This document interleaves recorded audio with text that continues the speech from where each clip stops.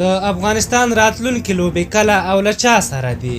ګرانو لیدونکو السلام علیکم. دا چې نړیوال جام د افغانستان لپاره پای ته ورسید نو راتلونکو لوبو لپاره به امادګي نیسي. خو مخکې له دې چې نړیوالو لوبو ته راشو لومړی به د دوو لیګونو په هکله معلومات درکړو.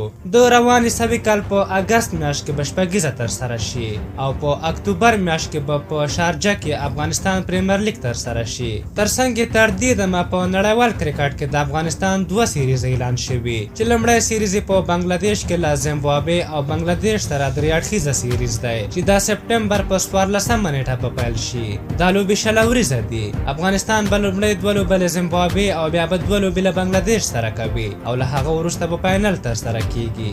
بل سیریز چې په رسمي توګه اعلان شوی د افغانستان په کوربتوب د ویسټ انډیز لوبډلې په وړاندې ده چې پکې درې شل ورځې، درې ورځنۍ او یوه ټیسټ لوبه ترسره کیږي.